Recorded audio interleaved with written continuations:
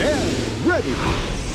GMA Road Watch, serbisyong totoo ng GMA News. Sa punto pong ito, alamin natin ang sitwasyon sa ilang pangunahing lansangan ngayong Biyernes ng gabi.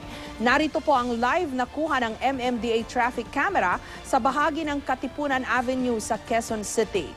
Yung pong nasa kanan, papunta po yan ang Pasig at Taguig. Yung nasa kaliwa po naman ang inyong screen, papuntang Tandang Sora. Dumako naman tayo sa EDSA Mandaluyong. Yung pong nasa left, yan po ay northbound going to Quezon City. Yung nasa right naman po, southbound going to Makati City at Pasay City. Katuwang naman ang Waze, mas lumawak pa ang paghahatid natin ng serbisyo publiko sa ating mga motorista. Ang Waze ay isang high-tech mobile application na nagbibigay ng real-time traffic update base sa report ng mga Wazer na nasa kalsada. Silipin natin ang lagay ng traffic sa EDSA Guadalupe. Yun pong paakyat na yan ay papunta po ng Quezon City at Pasig.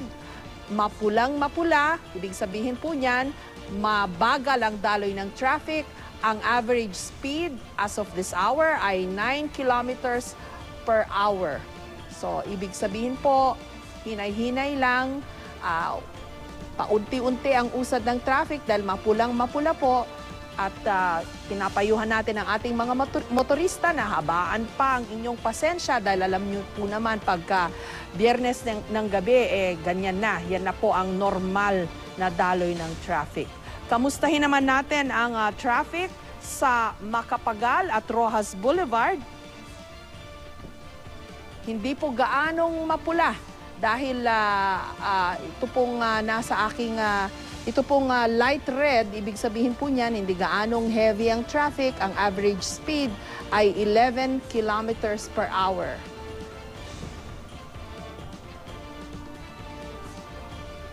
Samantalang yung papunta po ng Rojas Boulevard, yan po ay mapulang-mapula, average speed 4 kilometers per hour. Mabagal po ang daloy ng traffic sa sandaling ito.